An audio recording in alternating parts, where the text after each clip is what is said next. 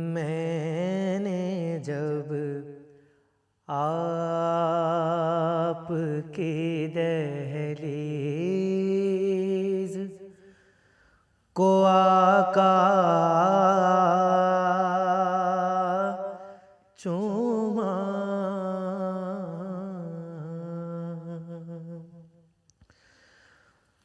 میں نے جب آپ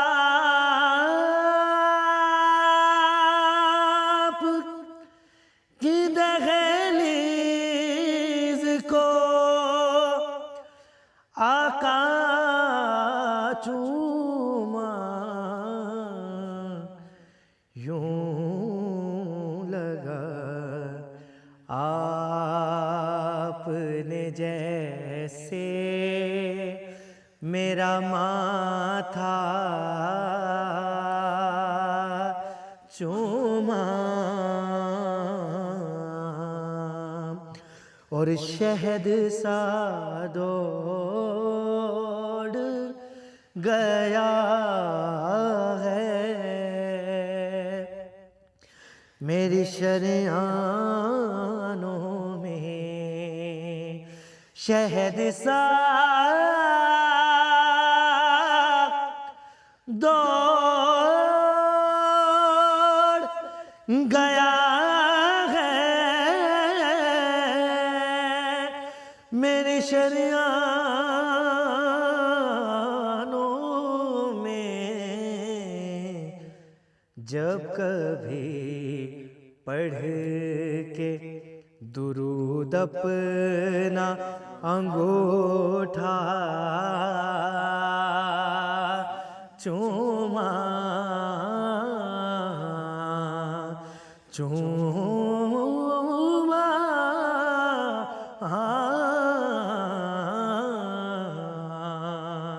اور ان کے قدموں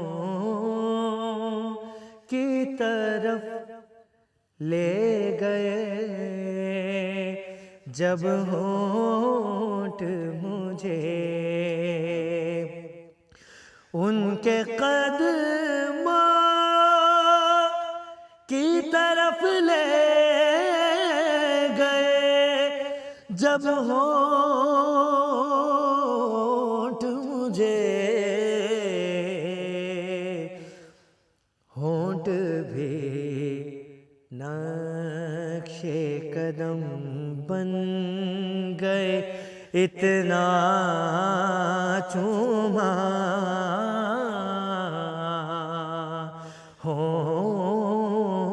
ہونٹ بھی نقش قدم بن گئے اتنا چوما، میں نے جب آپ کی دہلیز کو آقا چوما۔ ماشاءاللہ، سبحان اللہ۔ بالکل جی، شب معراج کے اس خاص موقع پہ اس خاص آغاز کے ساتھ آپ کو شو میں خوش آمدید کہتے ہیں۔ امید کرتے ہیں آپ سب خیریت سے ہوں گے۔ میں ہوں آپ کے ساتھ حلیمہ ذوالفقار اور میرے ساتھ موجود ہیں حافظ نجم الثاقب۔ ایک اور صبح میں آپ سبھی کو خوش آمدید۔ امید کرتا ہوں کہ آپ سب اپنے گھروں میں خیریت سے ہوں گے۔ آج کا یہ خصوصی پروگرام ہم لوگوں نے شان معراج کے حوالے سے رکھا ہے، جس میں ہم لوگ معراج کو سمجھنے کی کوشش کریں گے، اس کی فضیلت، اس کی اہمیت پر بات کریں گے، اور یہ دیکھیں گے کہ آخر کار معراج ہوئی کیوں اور اس میں ہمارے لیے پیغام کیا ہے اور سبق کیا ہے۔ لیکن اس بات کا آغاز ہم لوگ ڈسکشن کی طرف جائیں، میں اپنے جو یہاں پر اسکالرز حضرات ہیں ان سے آپ کی ملاقات کرواؤں، اس سے پہلے میں یہ آپ لوگوں کو بتانا چاہوں گا کہ انسان کا اور سفر کا ایک پرانا رشتہ ہے۔ بالکل، یہ سفر کا رشتہ وہاں سے شروع ہوا جب حضرت آدم کو اتارا گیا ہند میں، اور پھر دوسری جانب حجاز میں بی بی حوا کو، بالکل، اور ان کی ملاقات ہوئی میدان عرفات میں ایک سفر طے کرنے کے بعد۔ پھر آگے جس طریقے سے انسانیت چلتی رہی اور وسائل کی کمی ہو گئی ایک ہی جگہ رہتے ہوئے، تو وہاں سے پھر وسائل دریافت کرنے کے لیے، وسائل سفر کا لینے کے آغاز لیے ہوا۔ وہ بالکل۔ آگے سفر کی طرف بڑھتے گئے، اور یہ سفر چلتے چلتے بہت سارے سفر آئے انسان کی تاریخ میں، لیکن یہ سفر وہ ہے جس نے انسانیت کو نماز کا تحفہ بھی دیا، اور بے اس شمار قسم کے تحفے ایسے دیے۔ تحفے دیے۔ یہ ایک ایسا معجزہ ہے جس کے اوپر آج ہم لوگ بات کریں گے۔ لیکن جب بھی ہم لوگ سفر کا ذکر کرتے ہیں تو سفر کچھ محدود سفر ہوتے ہیں، یہ سفر لامحدود سفر تھا۔ سفر تھکان پیدا کرتا ہے، یہ سفر اطمینان کا سفر تھا۔ اور پھر وہ کہتے ہیں کہ سفر انسان کو تھکا دیتا ہے، ٹھیک ہے، لیکن یہ ایک ایسا اطمینان کا سفر تھا جس نے پوری انسانیت کو جو پیغام دیا، اور جس محبت کا جو اسلام نے جس طریقے سے نبی کریم صلی اللہ علیہ وآلہ وسلم، اور آج اسی سب کو ہم لوگ کور کرنے کی کوشش کریں گے۔ میں اپنے اسکالرز کی طرف موو کرتا ہوں۔ میری دائیں جانب جو بیٹھی ہیں شخصیت کسی تعارف کے محتاج نہیں ہیں، اسلامک اسکالر ہیں، آپ لوگ ان کو سنتے آئے ہیں، اور آج ہم ان سے جاننے کی کوشش کریں گے۔ محترمہ روحی خانم صاحبہ، السلام علیکم میم، بہت شکریہ وقت دینے کے لیے۔ اور بائیں جانب میں آؤں گا تو میرے ساتھ ثنا خانم مصطفیٰ، جس سے ہم لوگ نے پروگرام کا آغاز کیا، ان سے کلام بھی سنیں گے، شب معراج کے حوالے سے بھی سنیں گے، منقبت بھی سنیں گے۔ میرے ساتھ موجود ہیں حسن عباس، السلام علیکم حسن، بہت شکریہ۔ اور جو شخصیت میرے بائیں جانب موجود ہیں، میں ان کا شکر گزار ہوں کہ آج انہوں نے ہمیں وقت دیا۔ ہم لوگ ان سے بھی بات کریں گے اور ایک الگ نظریہ رکھتے ہیں اپنا مختلف پہلوؤں پہ، لیکن آج ہم نے معراج کے حوالے سے بلایا ہے۔ ہمارے ساتھ موجود ہیں سیٹھ اسامہ، السلام علیکم اسامہ بھائی، بہت شکریہ۔ اسامہ بھائی، آپ کے تعارف میں بہت کچھ ہے، لیکن چونکہ ایک معراج کا پروگرام، تو ہم لوگ آپ سے آج معراج کے اوپر بھی بات کریں گے۔ میں شروع کروں۔ بہت سارے معراج کے بارے میں تو سوالات ہیں، لیکن سب سے پہلے میں بات کرنا چاہوں گی رجب کے مہینے کی جو فضیلت ہے، اور کہا جاتا ہے کہ یہ ایک فصل تیار کرنے کا ایک پروسیس ہے، تو اس کے بارے میں بتائیں کہ اس مہینے کی سب سے زیادہ کیا فضیلت؟ بسم اللہ الرحمن الرحیم، الحمدللہ الذی علم بالقلم علم الانسان ما لم يعلم والصلاة علی محمد النبی الأمی وعلی آلہ وصحبہ اجمعین۔ سب سے پہلے تو شکریہ ادا کرتا ہوں کہ آپ نے ایک بہت امپورٹنٹ ٹاپک کی طرف، جو کہ ہماری سوسائٹی میں ڈفرینٹ رنگوں سے، ڈفرینٹ ڈسکشنز کے ساتھ، ڈفرینٹ اوپینینز کے ساتھ ڈسکس ہوتا ہے۔ اللہ تعالیٰ مجھے توفیق دے کہ صحیح بات اور مثبت بات اور جوڑنے والی بات کرنے کی توفیق عطا فرمائے۔ تو رجب کے مہینے کے بارے میں جیسے قرآن میں اللہ کہتے ہیں فیہا اربعۃ حرم، 4 ان میں سے جو ہیں حرمت والے مہینے ہیں، جس میں سے ذوالقعدہ، ذوالحج، محرم اور رجب کا ذکر۔ رجب کا ذکر آتا تو آپ صلی اللہ علیہ وسلم کے حوالے سے انس بن مالک رضی اللہ عنہ بتاتے ہیں کہ اتنے خوش ہوتے تھے، ان کا چہرہ ایسے کھل جاتا تھا کہ ہم فرق نہیں، اگر چاند کو دیکھیں تو آپ صلی اللہ علیہ وسلم کی طرف دیکھیں، یا آپ صلی اللہ علیہ وسلم کی طرف دیکھیں، چاند کی طرف ایسے کھل جاتا۔ اور رسول اللہ صلی اللہ علیہ وسلم روزوں کا اہتمام یہیں سے تیاری شروع کرتے، جیسے کہتے ہیں نا کہ اپنی باڈی کو ایک ایپٹیٹیوڈ کو اسی کے مطابق بنانے کے لیے شروع کرتے تھے، اور شعبان کی 15 تک روزوں کا اہتمام فرماتے تھے۔ مورخین اس بات پہ لکھتے ہیں کہ جو رجب کا مہینہ ہے، آپ صلی اللہ علیہ وسلم، اب موضوع اسی طرف جا رہا ہے تو تھوڑا سی، کہ ایک بہت شدید تکلیف جھیلنے کے بعد اللہ نے ایسا انعام دیا، بالکل عند سدرۃ المنتہا، قرآن میں اللہ کہتا ہے، اور پھر کہتے ہیں فَكَانَ قَابَ قَوْسَيْنِ او ادنا، کہ 2 تیر یا ادنا، اس سے ادنا فاصلہ رہ گیا۔ تو وہ ایسے ہی ہوتا ہے کہ جیسے آپ کی بھی زندگی میں ایک ایسا مومنٹ ہوتا ہے، یا ایک آپ کے مائنڈ میں ایک ایسا، جیسے کہتے ہیں نا، ایک واقعہ آپ کا گزرا ہوتا ہے جو بہت گزر بھی جائے، لیکن جیسے ہی وہ قریب آتا ہے آپ کو وہ آثار واضح ہو جاتے ہیں، آپ کے چہرے پر آثار آتے ہیں اس کے۔ تو رجب کے حوالے سے آپ صلی اللہ علیہ وسلم بھی جو ہے بہت زیادہ اہتمام میں رہتے تھے۔ میم میں آپ کی طرف آؤں گا، لیکن اگر آپ کی اجازت ہو تو ہم لوگ سیگمنٹ کی طرف بڑھ لیں، ٹھیک ہے؟ میں سیگمنٹ اناؤنس کروں گا تاکہ واپس آئیں تو بات مکمل ہو سکے۔ بہت اہم موضوع ہے اور اس کے اوپر ہم لوگ دونوں اسکالر سے جتنی رہنمائی حاصل کرنے کی کوشش کریں گے۔ ہم لوگ جائیں گے جی سیگمنٹ کی طرف، کہیں مت جائے گا، ہمارے ساتھ رہیں۔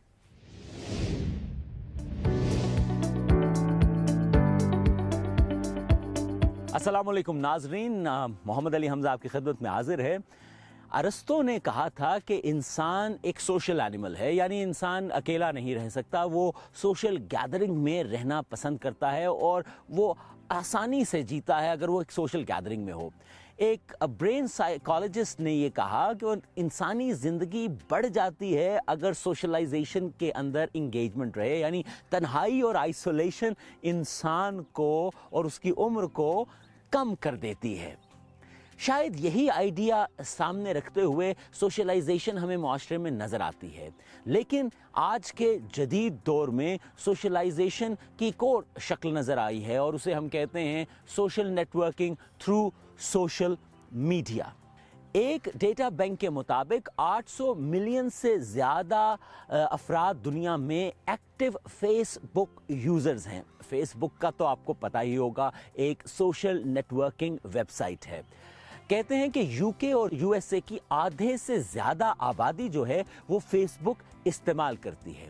اگر ہم اسی بات کو ایک اور زاویے سے دیکھیں تو ہم کہہ سکتے ہیں کہ فیس بک کو استعمال کرنے والوں کا اگر ایک الگ ملک بنایا جائے تو یہ دنیا کا تیسرا بڑا ملک ہوگا، اور یہ میں بات کر رہا ہوں ایک ویب سائٹ کی، ایک social networking website کی۔ And that's the idea that actually introduced us to a new social life جسے ہم کہتے ہیں social networking through internet and social media۔ جی ہاں، فیس بک کی اگر بات کریں تو فیس بک کے مالک زکربرگ جو ہیں وہ کچھ ہی عرصے میں بلینئر ہو گئے، اور اس کی وجہ یہ ہے کہ انہوں نے اس آئیڈیا کے اوپر کام کیا جو کہ اچھوتا تھا اور جس نے اٹریکٹ کیا دنیا کو۔ اس کا مطلب ہے کہ وہ گریٹ آئیڈیاز یا ideas that change the world they bring you lot of money as well, اور اسی لیے مارک زکربرگ جو ہیں وہ جوان سال بلینئر بن گئے۔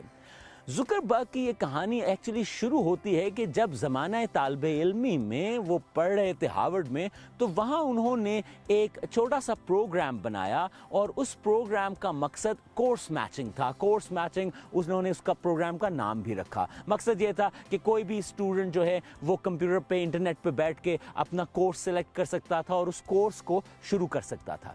جب اس نے یہ پروگرام بنایا تو اسی کے پیرالل اس نے ایک اور پروگرام بنایا جسے اس نے نام دیا فیس میش کا۔ فیس میش بنیادی طور پہ زکربرگ کا آئیڈیا یہ تھا کہ لوگ ایک دوسرے کی تصویریں دیکھیں، یعنی پہلے لوگ اپنی تصویریں اپلوڈ کریں، پھر ایک دوسرے کی تصویریں دیکھیں اور جس کو اچھا لگے اس کے اوپر کلک کر دیں، یعنی جو فیس جس کو اچھا لگے۔ سو وٹ زکربرگ ڈیڈ از کہ اس نے ڈیٹا بینک جو یونیورسٹی کا تھا اسے ایکسیس کیا، انفارمیشن گیدر کی اور وہ انفارمیشن اس نے اپلوڈ کر دی، اور یونیورسٹی میں موجود اسٹوڈنٹس ایک دوسرے کی تصویریں دیکھنے لگے، ایک دوسرے کو چوز کرنے لگے، میسیجز بھیجنے لگے۔ گو کہ فیس میش کی وجہ سے زکربرگ کو امبیرسمنٹ کا بھی سامنا ہوا، کیونکہ یونیورسٹی انتظامیہ کو شکایت ملی کہ یہ زکربرگ نے ہمارے سے پوچھے بغیر کیا ہے، اور زکربرگ نے معذرت کی، اپالوجی کی، اور اس ویب سائٹ کو اس نے ڈاؤن کر دیا، یعنی کہ اس کو ختم کر دیا۔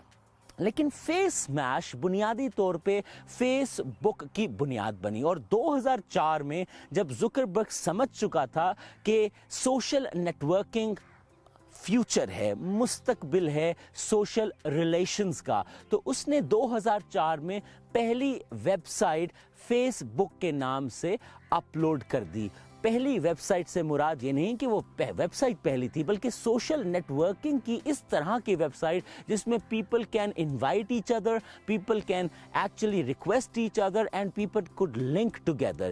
یہ ایک چھوٹا آئیڈیا 2004 میں لانچ ہوا، اور آج آپ کو پتہ ہی ہے کہ اگر آپ کے پاس فیس بک اکاؤنٹ نہیں ہے تو اس کا مطلب ہے کہ آپ کی زندگی میں ایک بہت بڑی کمی ہے۔ سو آپ اپنی زندگی کو اگر مکمل کرنا چاہتے ہیں اور یہ محسوس کرنا چاہتے ہیں کہ آپ زمانے سے کٹے ہوئے نہیں ہیں، تو آپ کو فیس بک کا ممبر ہونا ضروری ہے۔ You feel like isolated if you are not a part of Facebook. در حقیقت فیس بک سے پہلے اور فیس بک کے بعد بھی بہت سی سوشل نیٹ ورکنگ کی ویب سائٹس لانچ ہوئیں۔ مثال کے طور پہ آپ مائی اسپیس کی بات کریں، لنکڈ ان کی بات کریں، آپ فرینڈسٹرز کی بات کریں، آپ بیبو کی بات کریں، یہ تمام جو ویب سائٹس تھیں یہ سوشل نیٹ ورکنگ کے لیے بنائی گئیں، اور یقیناً تمام نے مختلف ممبرز جو ہیں وہ گیدر کیے اور لوگوں کو ایک دوسرے کے قریب کیا۔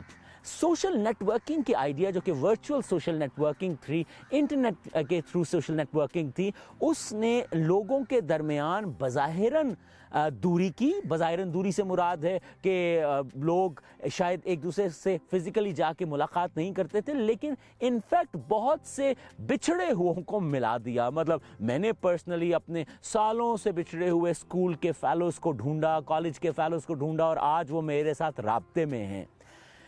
सोशल नेटवर्किंग के इस आइडिया ने वक्त के साथ साथ डेवलपमेंट की और आज हम देखते हैं कि आप अगर मैच मेकिंग की बात करें, शादी.com की बात करें, आप टिकटॉक की बात करें, आप अगर गौर करें तो ये यूट्यूब आप देखते हैं, यूट्यूब भी बुनियादी तौर पे इंफॉर्मेशन को शेयर भी करता है और कनेक्ट करता है लोगों को एक दूसरे के साथ। आप बात करें कमेंट्स की, यानी अगर YouTube पे आपने वीडियो अपलोड की, नीचे आप कमेंट देते हैं, उसके ऊपर एक दूसरा कमेंट देता है, तो आपके दरमियान बेसिकली एक डिस्कशन और अफराद के दरमियान शुरू होती है और अजनबी एक दूसरे को जानना शुरू करते हैं। गो कि इस प्रोसेस के अंदर झगड़ा भी होता है, इख्तलाफात भी होते हैं, but ultimately social networking takes place. और आज सोशल नेटवर्किंग थ्रू इंटरनेट ज़िंदगी का अहम हिस्सा है। अब जो इम्पॉर्टेंट बात है, जो समझने की ज़रूरत है कि अगर सोशल नेटवर्किंग सिर्फ़ और सिर्फ सोशल ताल्लुकात बनाने और एक दूसरे के साथ राब्ता करने के लिए होती तो काफ़ी थी, लेकिन ये जो सोशल वेबसाइट्स या सोशल मीडियाज़ बने और सोशल नेटवर्किंग का प्रोसेस बना, इसकी वजह से मुल्कों की सियासत और मुल्कों के फ़ैसलों को भी इन्फ्लुएंस किया जाने लगा। आप सोच रहे होंगे ये सोशल नेटवर्किंग, सोशल वेबसाइट्स जो हैं, इनका क्या ताल्लुक़ है लोगों के आइडियाज़ और उनके ओपिनियंस को इन्फ्लुएंस करने से, और ख़ास तौर पे मुल्की सियासत पे इसमें क्या दखल अंदाजी हो सकती है। तो इसकी मैं आपको बड़ी सादा सी एग्जांपल देता हूँ और आप ख़ुद भी इसको देख सकते हैं। फॉर एग्ज़ाम्पल, आप अगर एक डॉक्यूमेंट्री देखें, उस डॉक्यूमेंट्री का नाम है ग्रेट हैक। ग्रेट हैक जो डॉक्यूमेंट्री है, उसने डॉक्यूमेंट्री में ये बात इस्टेब्लिश की कि सोशल नेटवर्किंग वेबसाइट्स के ज़रिए किस तरह लोगों के ओपिनियन को चेंज करके उनके वोटिंग डिसीजंस को चेंज किया गया। ग्रेट हैक में बुनियादी तौर पे डोनाल्ड ट्रंप जो कि प्रेसिडेंट रह चुके हैं अमेरिका के, उनकी जीत और उनके इलेक्शन कैंपेन के ऊपर फोकस किया गया। अगर मैं आपको मुख्तसर इस डॉक्यूमेंट्री के बारे में बताऊं तो वो कुछ इस तरह है कि यूनाइटेड किंगडम में एक कंपनी बनी जिसे कैम्ब्रिज एनालिटिका कहा जाता है। डोनाल्ड ट्रंप ने कैम्ब्रिज एनालिटिका से रब्ता किया और कहा कि मेरी इलेक्शन कैंपेन में हमें आप मदद कर दें, हमें डेटा बैंक को एनालाइज कर दें। बुनियादी तौर पे कैम्ब्रिज एनालिटिका जो है वो बिहेवियरल पैटर्न का डेटा कलेक्ट करने वाली एक ऑर्गेनाइजेशन थी, जो कि लोगों का बिहेवियरल पैटर्न स्टडी करती थी डेटा बैंक के थ्रू और फिर एनालिसिस करके देती थी कि अगर आप ये बात कहें तो लोगों के ये असरात होंगे, अगर आप ये इश्तिहार करें तो लोग इस तरह अट्रैक्ट होंगे। आखिरकार डोनाल्ड ट्रंप ने कैम्ब्रिज एनालिटिका की सहूलियात हासिल की और कैम्ब्रिज एनालिटिका ने फेसबुक का अमेरिकन जो एक्टिव यूज़र थे उनका डेटा फेसबुक से उठाया और उसके बाद बिहेवियरल पैटर्न्स जो हैं उनको स्टडी करना शुरू कर दिया। और आखिरकार कैम्ब्रिज एनालिटिका ने डोनाल्ड ट्रंप की इलेक्शन कैंपेन के ऊपर आइडिया दिया कि किस स्टेट में कौन सी बात जो है वो क्या असर डालेगी, और पूरी कैंपेन जो है वो और उसकी प्रमोशन जो है वो कैम्ब्रिज एनालिटिका के एनालिसिस के ऊपर की गई। लेकिन कैम्ब्रिज एनालिटिका के एनालिसिस की बुनियाद फेसबुक का डेटा था। यानी जब आप फेसबुक के ऊपर कहते हैं I am not feeling good, I am sad, जब आप फेसबुक के ऊपर किसी चीज़ को लाइक करते हैं, किसी को डिसलाइक करते हैं, आप कमेंट करते हैं पॉजिटिव या नेगेटिव, तो बुनियादी तौर पे आप अपनी राय, अपना एटीट्यूड, अपना बिहेवियर उसका इजहार कर रहे होते हैं। तो कैम्ब्रिज एनालिटिका ने वो डेटा फेसबुक से लिया, उसको एनालाइज किया और फिर बताया कि किस स्टेट में लोगों का बिहेवियरल पैटर्न क्या है। और जब इस इंफॉर्मेशन के ऊपर डोनाल्ड ट्रंप की कैंपेन को डिज़ाइन किया गया तो लोगों को डोनाल्ड ट्रंप की तरफ से वो चीज़ें सुनने को मिली जो वो सुनना चाहते थे, जिन्हें वो पसंद करते थे। तो अल्टीमेटली उन्हें डोनाल्ड ट्रंप बेहतर लगने लगा and what happened, Donald Trump जीत गए। आपको इल्म है, और डोनाल्ड ट्रंप खुद हैरान हो गए कि मैं किस तरह जीत गया हूँ। उन्हें शायद समझ नहीं आया कि सोशल नेटवर्किंग वेबसाइट से उठाया गया डेटा जो कि कैम्ब्रिज एनालिटिका ने एनालाइज किया, उसकी बुनियाद पे लोगों के बिहेवियरल पैटर्न स्टडी हो गए। So what does it mean? کہ سوشل نیٹ ورکنگ اور social networking through internet جو ہے یہ نہ صرف لوگوں کو قریب کرتی ہے بلکہ لوگوں کے بیہیویئرل پیٹرن کو اسٹڈی کر کے ان کو انفلوئنس کرنے کے لیے بھی استعمال ہوتی ہے. آپ کو جب وقت ملے آپ یہ ڈاکیومنٹری ضرور دیکھیے گا, گریٹ ہیک. ایک اور بڑی زبردست ڈاکیومنٹری ہے سوشل ریلیشنز کے اوپر, that is social media dilemma. جب بھی آپ کو ٹائم ملے یہ ڈاکیومنٹری بھی ضرور دیکھیے گا. لیکن آج کا پروگرام میں یہاں ختم کرتا ہوں. That the idea of social networking through internet was an idea that actually introduced us to a different way of making relations and socializing with each other. آج تک کے لیے اتنا ہی, اجازت دیجیے, خدا حافظ.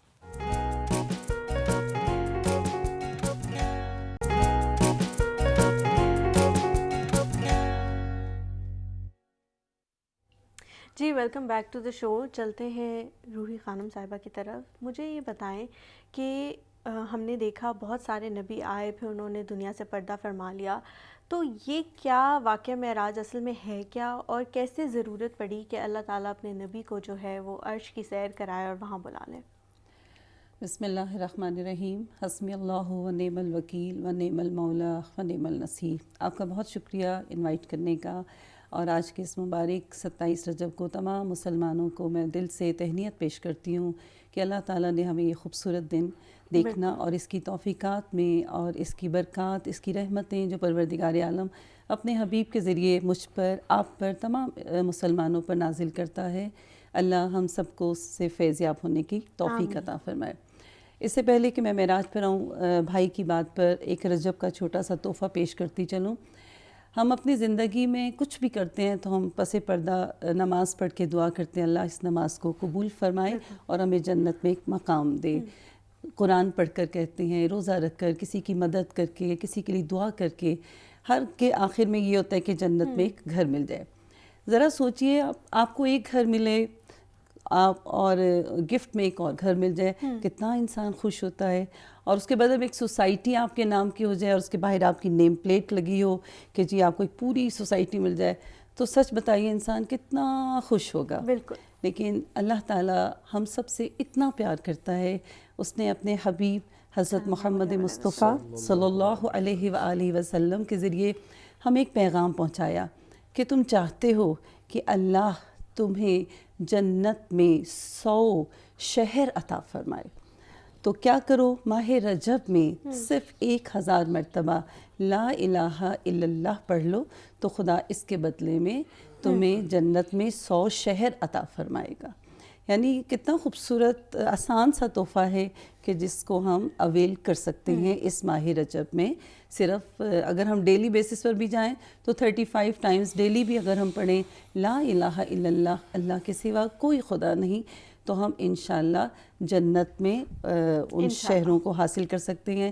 میرا اور آپ کا وعدہ نہیں, رسول خدا کا ہم سے وعدہ ہے جس میں کوئی شک و شبہ نہیں ہے. معراج کے بارے میں بہت خوبصورت آپ نے سفر کا ذکر کیا, اور واقعی یہ تاریخ انسانیت کا ایک ایسا مقدس ترین خوبصورت سفر ہے کہ جس کے مسافر سردار انبیاء رسالت امام حضرت محمد مصطفیٰ صلی اللہ علیہ وآلہ وسلم اور میزبان خود پروردگار عالم ہے, اور جس کی ابتدا بھی ہم دیکھتے ہیں مسجد سے ہوئی اور جس کی انتہا بھی مسجد سے ہوئی. یعنی ہمیں یہ بتانا چاہا کہ اگر کوئی تم اچھا کام کرتے ہو, کرنا چاہتے ہو, تو اس کا بہترین پلیٹ فارم مسجد خدا ہے, یعنی اللہ کا گھر ہے جہاں سے ہم کچھ کر سکتے ہیں. اور پھر معراج میں پروردگار عالم نے جناب رسالت امام حضرت محمد مصطفیٰ صلی اللہ علیہ وآلہ وسلم کی عظمتوں میں اور اضافہ فرمایا.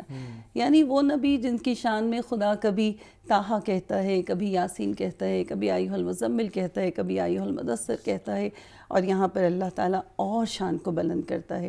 یعنی جس طرح حضرت آدم کو آسمان سے زمین پر اتارا, لیکن جب رسول خدا کی باری آئی تو ان کو زمین سے آسمان عرش پر بلا لیا. اور پھر یہ کہ اتنا خوبصورت ہے کہ یہ جب آپ نے مکہ کی طرف سے مدینہ کی طرف ہجرت کی, اس سے 1 سال پہلے یہ واقعہ پیش آیا. جی 1 سال پہلے یہ واقعہ پیش آیا, اور اس میں یہ واقعہ ایسا نہیں تھا کہ یہ مطلب خواب میں ہے یا کوئی روحانی آپ کی روح چلی گئی، کیونکہ متواتر احادیث کی روح سے، یعنی ایک ایسا یہ واقعہ ہے جس سے کوئی انکار نہیں کر سکتا. اور یہ اتنا اہم ٹاپک ہے، اتنا مضبوط کردار رکھتا ہے کہ روایات کہتے ہیں کہ اگر کوئی معراج سے انکار کرتا ہے وہ دین اسلام سے خارج ہو جاتا ہے، یعنی وہ پھر مسلمان کہلانے کا حقدار نہیں ہے. اور پھر اس معراج کی خوبصورتیوں میں سے ایک خوبصورتی یہ ہے کہ پروردگار عالم نے اپنے اس نبی کو کہ جو ایک مرتبہ راستے سے گزرتے ہیں تو 3 دن تک وہ راستے مہکتے رہتے ہیں، اور پھر وہ نبی اگر کڑوے پانی کے کنویں میں اپنا لعاب دہن ڈال دیں تو پانی میٹھا بھی ہو جاتا ہے، خوشبودار بھی ہو جاتا ہے. وہ جس سواری پر سوار ہو جائیں وہ سواری کبھی بوڑھی نہیں ہوتی. ہاتھ میں سنگریزے آ جائیں تو وہ لا الہ الا اللہ کا ورد کرنے لگ جاتے ہیں. اور نبی پاک کو جب آپ نے معراج پر بلایا تو باقاعدہ اس کا اہتمام کیا گیا. آپ نے نماز مغرب کو مسجد الاحرام میں پڑھا اور پھر آپ وہاں سے براق پر سوار ہوئے، اور ایک ایسی تیز ترین سواری تھی. میں چاہوں گا یہاں پر ہم لوگ نا اس کو تھوڑا سا تھما دیں کہ ہم اس وقت کو تصور نہیں کر سکتے لیکن ہم پھر بھی سوچنا چاہتے ہیں، ٹھیک ہے؟ تو اس پر میں اسامہ بھائی آپ کے پاس آؤں گا کہ یہ وقت وہ تھا کہ ایک طرف ہم لوگ دیکھیں تو نبی کریم صلی اللہ علیہ وآلہ وسلم پر اتنا اعتبار تھا مکہ کا کہ ابھی جو ہے وہ اگر یہ کہہ دیں کہ نبی کریم صلی اللہ علیہ وسلم آپ اگر یہ کہتے ہیں کہ اس پہاڑ کے پیچھے سے کوئی لشکر آ رہا ہے، ٹھیک ہے، تو ہم پہ حملہ کرنے کے لیے، تو ہم اس بات کو مانیں گے. نبی کریم نے کہا کہ اگر تم لوگ جا کر دیکھو اور لشکر نہیں ہے، وہ بولیں گے پھر بھی ہم بولیں گے کہ آپ کی بات سچی ہے. امانت آپ کے پاس رکھواتے تھے لیکن پھر بھی نبوت کا انکار تھا. یہ وقت وہ تھا. تو جب جبرائیل علیہ السلام آئے اور پھر نبی کریم صلی اللہ علیہ وسلم کو مسجد حرام میں لایا گیا، حتیم میں وہ جو پہلی جو کہتے ہیں نا کہ سائنس کتنی ترقی کر گئی ہے، پہلی اوپن ہارٹ سرجری جس کو کہا جاتا ہے، تو میں چاہوں گا اس وقت پہ ذرا کچھ روشنی ڈالیں. دیکھیے اس کے پس منظر میں جیسے جاتے ہیں تاریخ کے حوالے سے تو جسے کہتے ہیں معراج کب ہوئی، جمہور کا ماننا ہے کہ 27 رجب کو ہوئی. پھر مختلف اقوال ہمارے جیسے کہ فقہ جعفریہ میں بھی ملتے ہیں، ہمارے اہل سنت کے ہاں بھی مختلف اقوال اس کے حوالے سے وقت کے حوالے سے ملتے ہیں. واقعے کا کوئی نہ انکار کر سکتا ہے نہ کوئی اس کا کیوں قرآن نے بیان کیا. اب اس میں تھوڑا سا میں ایک تشریح واضح، ایک ہے اسراء، قرآن نے ایک جگہ اسراء سبحان الذی اسرا بعبدہ لیلا من المسجد الحرام الی المسجد الاقصی، یہ ہے اسراء کا سفر جو آپ صلی اللہ علیہ وسلم نے ایک مسجد سے دوسری مسجد تک کیا. پھر معراج ہے. معراج عربی میں ہم جیسے کہتے ہیں 1 2 3 4 5 ascending order, it's an ascending order کہ ascending order میں ایک چیز یعنی اوپر کی طرف، مطلب یہاں تک پہنچا. پھر قرآن نے بتا دیا کہ عروج کتنا تھا، عند سدرۃ المنتہی عندہا جنت المأوی، ٹھیک ہے. یہ پھر قرآن نے خود تشریح کہ بھئی کیا تھا، مطلب یہ جو ascending تھی، یہ معراج تھی، یہ کہاں تک تھی. اچھا اب آتے ہیں آپ صلی اللہ علیہ وسلم کے جو خود روایات میں متفقہ علیہ جو اہل سنت کے ہاں کتاب میں اس میں ذکر آتا ہے کہ آپ صلی اللہ علیہ وسلم طائف سے، کیونکہ جتنی انہوں نے تکلیف اٹھائی، جب مکہ کی طرف آئے تو سرداران سارے خلاف ہو گئے. اب مطلب اپنا گھر تھا وہ بیگانہ سا ہوا. صفوان ابن امیہ کے پاس گئے، اسے کہا یا مجھے جگہ دے دو، اتنے گئے. اتنے میں مطعم جن کے بیٹے جبیر ابن مطعم وہ صحابہ میں سے بھی تھے اور آپ صلی اللہ علیہ وسلم کے ساتھ شانہ بشانہ جو ہے حنین میں بھی رہے، تو ان کے پاس آئے تو مطعم نے اعلان کر کے کہا کہ محمد صلی اللہ علیہ وسلم میری پناہ میں ہیں اور کوئی بھی ان تک اگر کوئی ایذا پہنچانے کی نیت کرے گا تو میں بھی اس پر اپنی سرداری دکھاؤں گا. تو ابو جہل نے کھڑے ہو کے کہا کہ کیا یہ آپ اپنی سرداری کے زور پہ کہہ رہے ہیں یا ان کا کلمہ پڑھ کے کہہ رہے ہیں؟ انہوں نے کہا نہیں، میں اپنی سرداری کے زور پہ. انہوں نے کہا پھر ٹھیک ہے. یہاں واقعہ ہوا پھر آپ صلی اللہ علیہ وسلم کو جو مسجد حرم تک. اب اس میں جو حدیث روایت ہوئی ہے یہ میرے دل کو نا کبھی کبھی لگتی ہے کہ ہمیں عمومی متواتر حدیث جیسے انہوں نے کہا، یہ ایک فقہ کی بحث ہے، میں اس کو الگ کہ ایک ایسے صحابی جن کو کوئی حدیث یاد نہیں لیکن ایک حدیث وہ یاد کر لیتے ہیں، وہ آپ صلی اللہ علیہ وسلم جو اپنا معراج کا واقعہ بیان کر، سبحان اللہ. مالک ابن ساقہ رضی اللہ عنہ ان کا نام تھا. ان سے انس بن مالک نے روایت کی، پھر ابن قتادہ تین بڑے مضبوط راوی حدیث کو کہتے ہیں، لیکن مالک ابن ساقہ کی روایت کے لوگ مرفوع اس کو کہہ دیتے ہیں، یعنی بہت اچھے درجے کی حدیث ہے، لیکن کیونکہ بندے نے ایک ہی حدیث سے روایت کی ہے تو وہ کیونکہ جیسے نا کہتے ہیں کرائٹیریا بیس اس کو. اب یہ بھی کہ ایک بندے کو اتنی حدیث پتہ ہے، اس نے کہا مجھے آپ صلی اللہ علیہ وسلم کی یہ حدیث اتنی پسند آئی کہ میں نے اسی کو یاد رکھا، میں نے نہیں چاہا میں کبھی اس کو بھولوں اور اسی کو ورد کرتا رہوں. تو انس بن مالک نے ان سے روایت کی. اب اس میں دو آتی ہیں جو آپ نے بتایا حطیم میں جو ہوا، دو باتیں. بخاری کی ایک روایت میں وہ کہتے ہیں کہ میں سینہ مبارک کو جو چیک کیا گیا تو ماء زمزم سے اس کو دھویا گیا اور واپس رکھا گیا. ایک آتا ہے کہ سونے کا ایک دل جو بالکل صاف تھا، جو ایمان سے بھرا ہوا تھا، وہ میرے نور سے اندر. بھرا میں ہوا نے تھا. نور کا بھی ذکر سنا ہے، بالکل نور نور کا بھی میں نور بالکل یہی تھا کہ ماء زمزم سے دھویا گیا اور ایسا کہ سونے کی طرح چمکتا ہوا کہ جو بالکل ایمان سے بھرپور تھا وہ. ٹھیک ہے. اور تیسرا آپ نے نور والا کہا، ٹھیک ہے، یہ بھی موجود ہے. ٹھیک ہے. لیکن یہ دو جو متواتر روایات جتنی آئی ہیں جس میں محدثین بڑے اسٹرانگ ہیں، ٹھیک ہے، ان کے فوٹنگ، اس میں یہ دو ذہب کا لفظ استعمال ہوا ہے اس میں، یعنی سونے کا. تو یہ واقعہ وہ ہوا. مختلف کافی روایات ہمارے سامنے ہیں، ان میں سے ایک وقت کے حوالے سے بھی ہے کہ کچھ لوگ کہتے ہیں کہ وقت رک گیا تھا، کچھ لوگوں کا کہنا ہے کہ سوار ہی اتنی تیزی تھی اور تیزی سے وہ سوار ہوئے کہ لوگوں کو پتہ ہی نہیں چلا اور پہنچ کے واپسی تک کا سفر ہو گیا.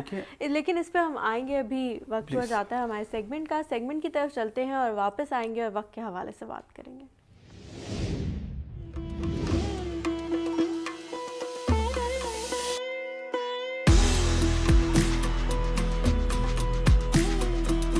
خوش آمدید پاکستان. ایک نئی منزل میں آج ہم آپ کو جوڑ رہے ہیں تاریخ کے ساتھ. ایک ایسی جگہ کا سفر جو آج سے 500 سال قبل راجاؤں، مہاراجاؤں اور بادشاہوں کے لیے انتہائی اہم جگہ تھی، جغرافیائی اور جنگی اعتبار سے. ہمارا سفر ہے جہلم کی جانب. اس وقت میں موجود ہوں مندرہ ٹول پلازا پر اور وایا جی ٹی روڈ ہم سفر کر رہے ہیں. تو آئیے چلتے ہیں.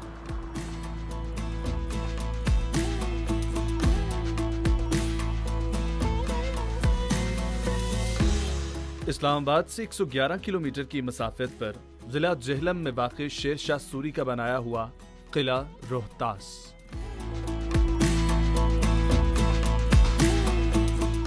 اسلام آباد ایکسپریس وے سے ٹی چوک سے آپ بائیں جانب مڑیں گے تو آپ پہنچ جائیں گے جی ٹی روڈ پر. جی ٹی روڈ کا استعمال کرتے ہوئے دینا اور دینا بائی پاس کے بالکل ساتھ ہی آپ کو بورڈ نظر آئے گا قلعہ روہتاس کا.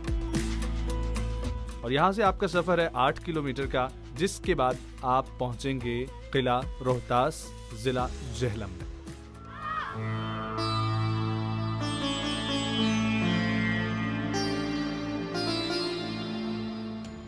شیر شاہ سوری کا بنایا ہوا یہ قلعہ 1514 میں تعمیر ہوا، جس کی باقیات اب بھی موجود ہیں. بہار میں ایک قلعہ تھا جس کا نام قلعہ روہتاس گڑھ تھا، تو اس سے متاثر ہو کر شیر شاہ سوری نے اس کا نام قلعہ روہتاس رکھا. اس قلعے کو بنانے میں 3 لاکھ مزدور، 70,000 مستری اور اگر خرچے کی بات کی جائے تو بہلوی سکوں کے لحاظ سے 1 ارب 21 کروڑ 75 لاکھ کا خرچہ آیا، جو آج کے مطابق کھربوں روپے بنتے ہیں.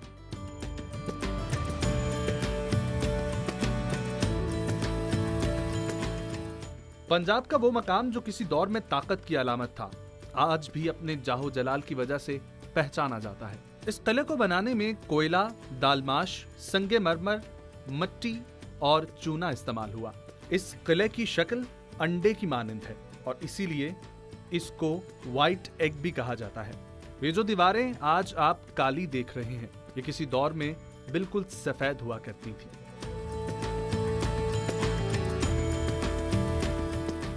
یہ جان کر بہت حیرانی ہوگی کہ یہ پاکستان کا دوسرا بڑا قلعہ ہے، جس کے 12 بڑے دروازے اور 2 چھوٹے دروازے यहाँ पर आने वालों को अपनी दास्तान सुनाते हैं। यह किला अपनी नौयत का मुनफरिद किला था, जिसमें 60,000 फौजी क़याम कर सकते थे।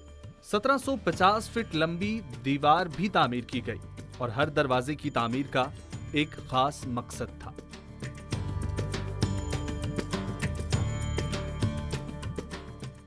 खास खानी दरवाजा, कश्मीरी दरवाजा, तलाकी दरवाजा, लंगर खानी दरवाजा, शीशी दरवाजा, काबुली दरवाजा, टल्ला मोरी दरवाजा, शाही दरवाजा, गड्ढे वाला दरवाजा, सोहल दरवाजा, पिपल वाला दरवाजा, शाह चानन वाला दरवाजा, कटियाली दरवाजा और सर दरवाजा।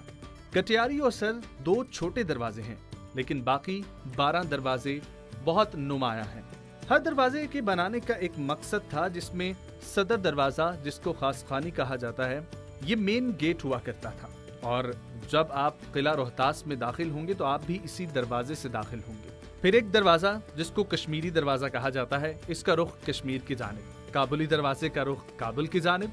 तलाकी दरवाजे की बहुत ही कमाल कहानी है। कहा जाता है कि शहजादा जलाल खान, जिनको बाद में शहजादा सलीम भी कहा जाता था, जब वो इस दरवाजे से दाखिल हुए तो बीमार पड़ गए। फिर हकीमों ने कहा कि ये तो मनहूस दरवाजा है, इधर से आइंदा कभी दाखिल नहीं होना।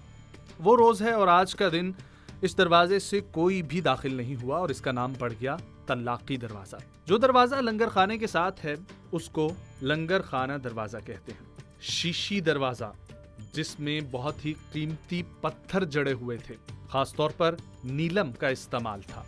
लेकिन यहाँ पर जब सिखों ने कब्जा किया तो यहाँ से कीमती पत्थर उखाड़कर हिंदुस्तान के मुख्तलिफ इलाकों में तोहफे के तौर पर पेश किए जाते थे।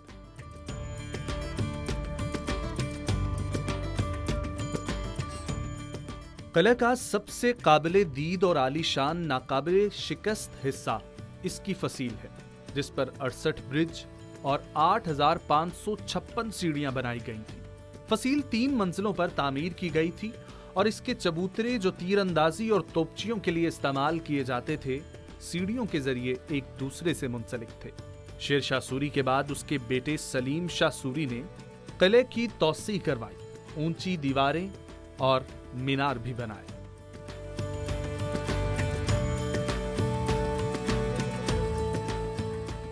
मुगल बादशाह शहनशाह अकबर के ससुर की हवेली, जिसको राजा मान सिंह का महल कहा जाता है, बहुत बुलंदी पर सफेद रंग के गुंबद में लिपटी और उस दौर के कमाल की शाहकार नजर आएगी। और उसके बिल्कुल साथ ही काला महल, जो राजा मान सिंह ने अपनी बहन शर्मीती रूप कुमारी के लिए बनाया था।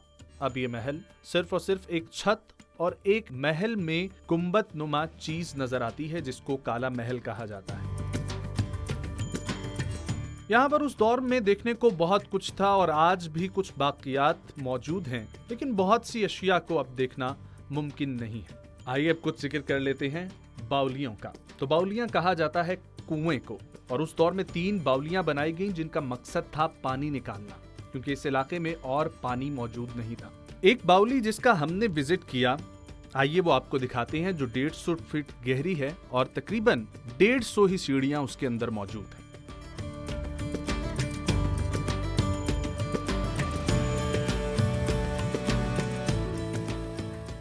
जनाब, इस वक्त मैं मौजूद हूँ बाउली के अंदर। 3 बाउलियाँ बनाई गई थी, यानी कि 3 कुएं ऐसे जिनका निज़ाम निहायत ही महारत के साथ डिज़ाइन किया गया होगा।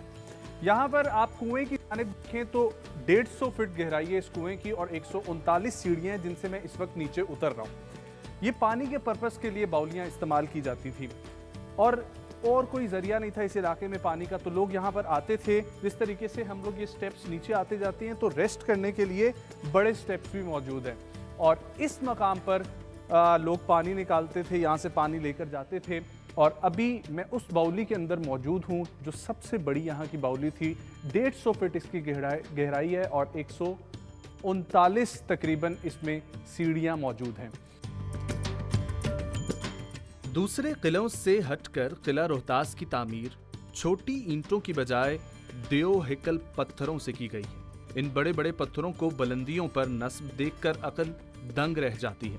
एक रवायात के मुताबिक इस किले की तामीर में आम मजदूरों के अलावा बेशुमार बुजुर्गाने दीन ने भी अपनी जिस्मानी और रूहानी कुव्वतों समेत हिस्सा लिया। ان روایات کو اس امر سے تقویت ملتی ہے کہ قلعے کے ہر دروازے کے ساتھ کسی نہ کسی بزرگ کا مقبرہ آج بھی موجود ہے، جبکہ قلعے کے اندر بھی جگہ جگہ بزرگوں کے مقابر پھیلے ہوئے ہیں۔ اس کے علاوہ ایک اور روایت ہے کہ یہاں قلعے کی تعمیر سے پہلے ایک بہت بڑا جنگل تھا۔ شیر شاہ سوری کا جب یہاں گزر ہوا تو یہاں پر رہنے والے ایک فقیر نے شیر شاہ سوری کو یہاں قلعہ تعمیر کرنے کی ہدایت دی۔ یہ قلعہ 175 ایکڑ پر محیط ہے۔ قلعہ اندرونی طور پر 2 حصوں میں تقسیم تھا، جس کے لیے ایک 1750 فٹ طویل دیوار تعمیر کی گئی جو قلعے کے دفاعی حصے کو عام حصے سے جدا کرتی تھی۔ یہ ان قدیم روایتوں کا تسلسل تھا جن کے تحت فوجوں کی رہائش شہروں سے علیحدہ رکھی جاتی تھی۔ شاہی مسجد چھوٹی لیکن خوبصورت مسجد ہے۔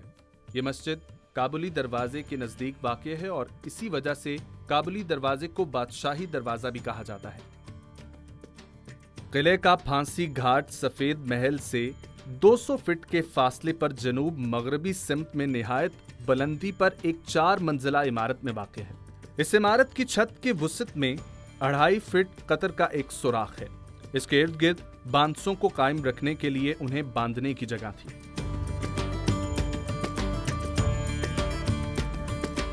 آئیے جناب اب کچھ بات کرتے ہیں قلعے کی تباہی کی داستان آپ کو سناتا ہوں۔ یہ قلعہ تعمیر ہوا 1541 میں مغل بادشاہ ہمایوں کو شکست دینے کے بعد شیر شاہ سوری نے اس کو تعمیر کروایا، لیکن بدقسمتی سے شیر شاہ سوری کی یہ قلعہ ابھی تعمیر ہو رہا تھا، 7 سال کا عرصہ اس کو لگا۔ اس کے درمیان میں ہی کلنجر کے مقام پر ایک جنگ لڑی گئی اور کلنجر میں جنگ ہار چکے تھے شیر شاہ سوری اور ان کی وہاں پر وفات ہو گئی۔ اس کے بعد اس قلعے کی تعمیر کو آگے بڑھایا ان کے بیٹے سلیم شاہ نے۔ سلیم شاہ کا جب انتقال ہوا اس کے بعد فیروز، پھر ابراہیم، پھر عادر اور پھر آخر میں اسی طریقے سے یہ صورتحال چلتی گئی، لیکن یہ قلعہ بدقسمتی سے سوری سلطنت کے پاس صرف اور صرف 14 سال رہا۔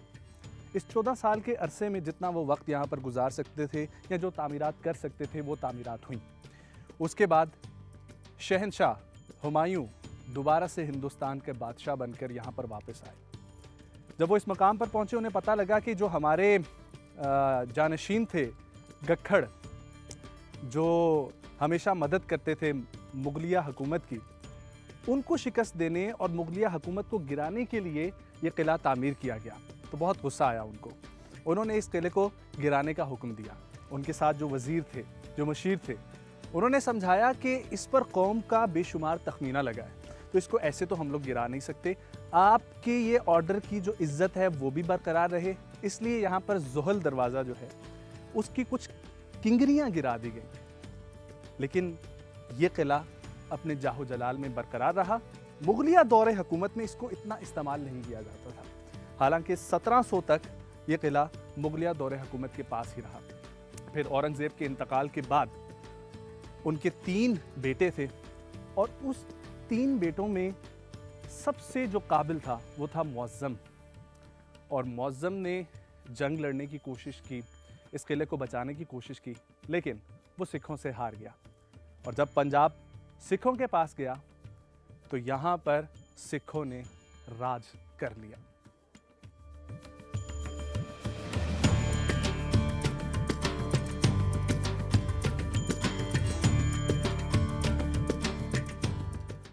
مغلیہ دور حکومت کافی عرصہ چلا، لیکن جب پنجاب سکھوں کے قبضے میں آیا، سکھوں نے یہ علاقہ سنبھالا، رنجیت سنگھ یہاں پر آئے، بہت سارے یہاں پر ایسے قیمتی پتھر تھے جن کو اکھاڑ کے تحفے کے طور پر ہندوستان میں بانٹ دیا گیا۔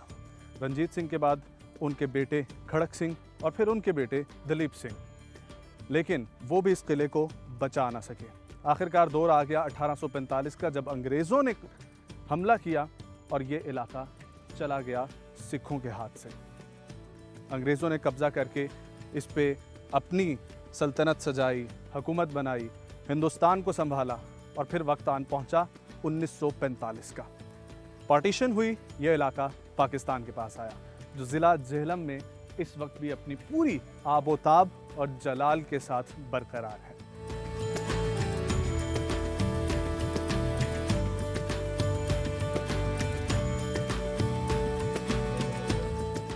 تو جناب اس وقت ہم تقریباً آخری دیوار پر موجود ہیں اور میں آپ کو یہ بتانا چاہوں گا کہ نہایت ہی عزت و احترام سے آج بھی یہاں پر دو تہوار ربیع الاول اور محرم منایا جاتا ہے۔ قلعہ بہت خوبصورت تھا، آج کی منزل ہمارے اختتام کو پہنچی۔ اس جانب اگر ہم لوگ دیکھیں تو آگے چھوٹے چھوٹے گاؤں ہیں اور بیابان اور ویران اور ایک جنگل کی کیفیت ہے۔ آپ سے پھر ملاقات ہوگی ایک نئی منزل کے ساتھ، تب تک کے لیے آپ اسٹوڈیو میں چلیے۔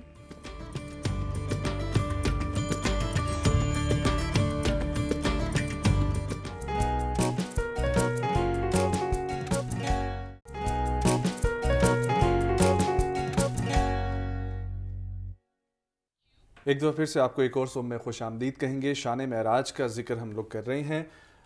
روحی خانم صاحبہ، مجھے یہاں سے آگے کا ذرا سفر جو ہے وہ سنائیں۔ جی، جب ہم یہاں تک پہنچے تھے کہ رسول خدا صلی اللہ علیہ وآلہ وسلم کو خدا نے فضیلتوں پر اور زیادہ جب اللہ پاک نے ان کو فضیلتیں عطا فرمائی، تو آپ نے اس سفر کے دوران آپ نے پھر وہ جب یہاں سے پھر ساتوں آسمان کا آپ نے سفر آغاز کیا۔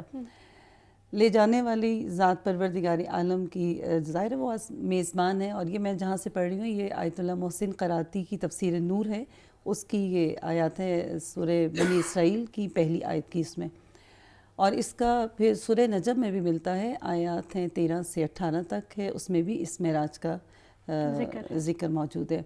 تو کہا کہ پھر رسول خدا صلی اللہ علیہ وآلہ وسلم نے انبیاء علیہ السلام سے ملاقات کی، اور پھر آپ نے نماز بھی پڑھائی، اور جس میں حضرت ابراہیم علیہ السلام، حضرت موسیٰ علیہ السلام، حضرت عیسیٰ علیہ السلام کی ارواح تھی، اور آپ امام جماعت تھے، آپ نے نماز پڑھائی، اور پھر آپ پھر آپ آگے بڑھتے گئے، اور پھر آپ نے وہاں پر فرشتوں سے ملاقات کی، ملائکہ سے ملاقات کی، اور آگے بڑھے جنت کی آپ نے اس کا مشاہدہ کیا، جنتیوں سے ملاقات کی، اور پھر جہنم کو دیکھا، وہاں کے عذاب کو دیکھا، اور پھر آپ وہاں پر ایک ایسے گھر کی طرف بھی روایات روشنی ڈالتی ہیں کہ انتہائی خوبصورت گھر، جو مطلب خوبصورت موتیوں سے بنا ہوا تھا، یعنی کوئی زمرد کا ہے، کوئی عقیق کا ہے، کوئی فیروزے کا ہے۔ تو آپ وہاں رکے اور آپ نے دیکھا کہ کچھ مزدور ہیں جو فرشتوں کی شکل میں اس کی تعمیر کر رہے ہیں۔ آپ نے پوچھا یہ کن اولیاء، کن اوصیاء، کن نبی، کون سے بڑے عزیز القدر جو ہیں ان کے لیے تیار ہو رہا ہے؟ تو انہوں نے کہا نہیں یا رسول خدا، یہ کسی انبیاء کے لیے نہیں، کسی اوصیاء کے لیے نہیں، یہ آپ کے ان لوگوں پہ ہے جو زمین پر بیٹھ کر درود پڑھتے ہیں۔ تو جب وہ پڑھتے رہتے ہیں، ان محلوں کی تعمیر ہوتی رہتی ہے، جب وہ پڑھنا چھوڑ دیتے ہیں تو تعمیر رک جاتی ہے۔ یعنی رسول خدا صلی اللہ علیہ وآلہ وسلم کی ہستی وہ ہے، خدا اس بہانے سے ہماری بخشش، ہماری شفاعت کے راستے کھلتا چلا جاتا ہے، اور ہمارے لیے جنت میں محلوں کی تعمیر جاری رکھتا ہے۔ پھر رسول خدا صلی اللہ علیہ وآلہ وسلم اور آگے بڑھے، اور پھر ایک ایسی منزل آئی کہ جہاں پر حضرت جبرائیل بھی رک گئے، اور یہاں تک بتایا کہ جتنے انبیاء جیسے حضرت موسیٰ علیہ السلام، حضرت عیسیٰ علیہ السلام پہنچے ہیں، اور اس کے بعد چوتھے آسمان کے بعد پھر وہ آگے نہیں بڑھے۔ ہم کسی جگہ پر پہلی دفعہ جائیں تو ایک اور عظیم الشان راستہ تو اچھا لگتا ہے، لیکن کوئی دوسری دفعہ جائے تو اسے ہوگا کہ وہ تو پہلے گزر گیا ہے۔ اللہ تعالیٰ نے رسول خدا صلی اللہ علیہ وآلہ وسلم کو ایک اور اعزاز دیا، اور وہ کیا؟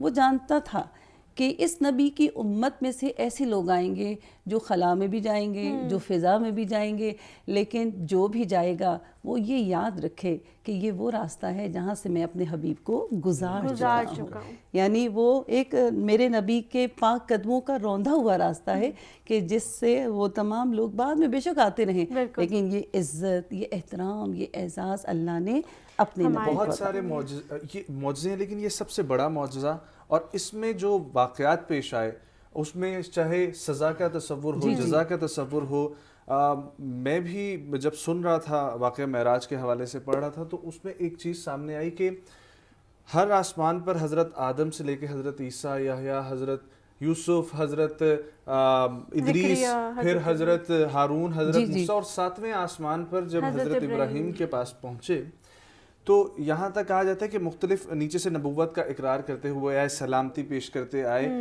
لیکن کچھ روایات, ہم لوگ روایات کا ذکر کر رہے تھے, تو اس میں سکھانے کے لیے بھی لوگوں کو اتنا سب کچھ ہے کہ کچھ روایات میں یہ آتا ہے کہ حضرت ابراہیم ان کو گلے لگا کر ملے, اور ایک روایت ہے کہ 7ویں آسمان پہ ایک مقام ہے, اس کا میرے ذہن سے نام چلا گیا, جو بالکل خانہ کعبہ کے اوپر ہے, بیت المعمور. تو کہا جاتا ہے کہ بیت المعمور کے ساتھ ٹیک لگا کے حضرت ابراہیم بیٹھے ہوئے تھے, اور یہ کہا جاتا ہے کہ بیٹا جتنا بھی بڑا ہو جائے, ٹھیک ہے, نبوت بھی مل جائے, لیکن پھر بھی اپنے والد اپنے دادا کا احترام کیا ہے کہ وہ خود جا کر ان سے بیٹھ کر ملتے. یہ تو عزت کا ہمیں سکھایا گیا ہے نا, کہ عزت کا یہ مقام ہے کہ نبی جتنے بھی بڑے مرتبے پہ ہو وہ ان سے جا کے مل رہے ہیں, اور انہوں نے بھی آگے سے انہیں گلے لگائے. میں آپ سے وقت کے بارے میں بات کر رہی تھی کہ کچھ روایات میں آتا ہے کہ وقت تھم گیا, اور کچھ میں آتا ہے کہ حضور پاک صلی اللہ علیہ وسلم کی سواری کی رفتار اتنی تیز تھی کہ یہ سارا واقعہ ہو گیا. تو یہ کس چیز کو اوتھینٹک ماننا چاہیے, یا کیا کہنا چاہیے کہ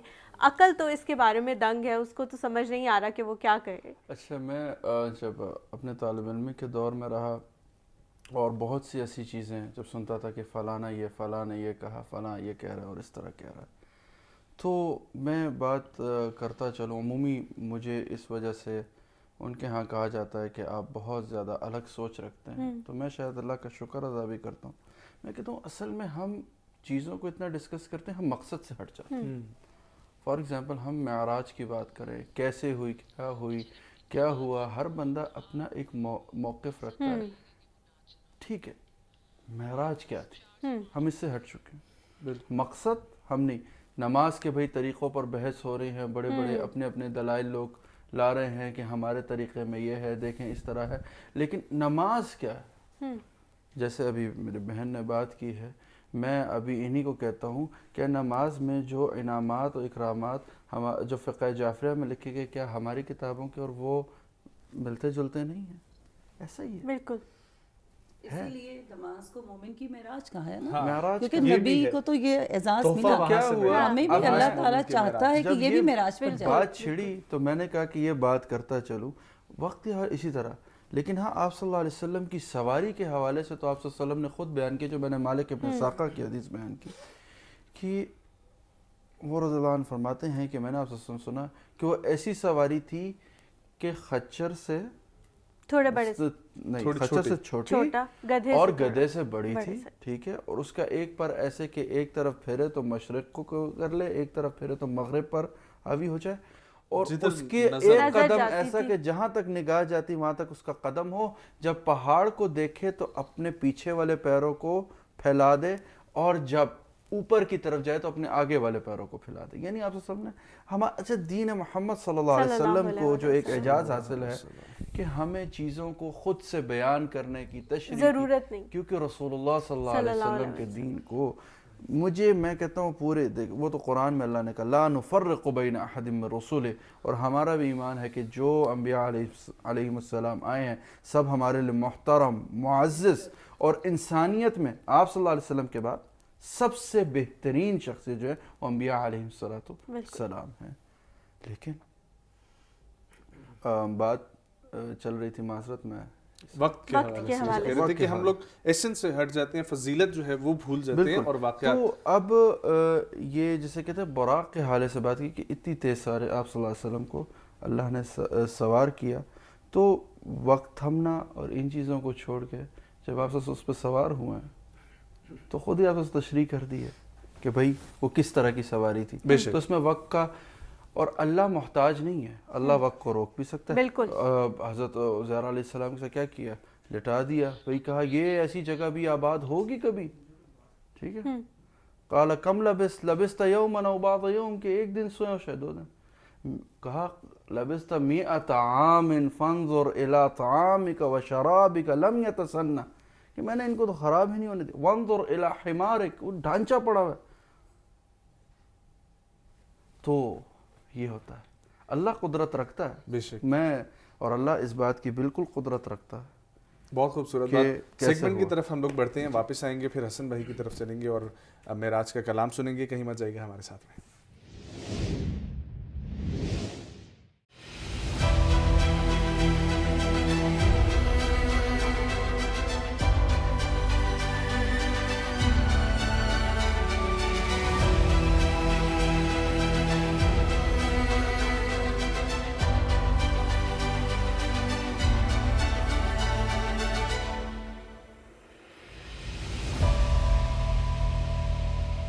अस्सलाम वालेकुम जी, मैं हूं शेहान आकाश और आप देख रहे हैं don't become a victim fight back self defence series.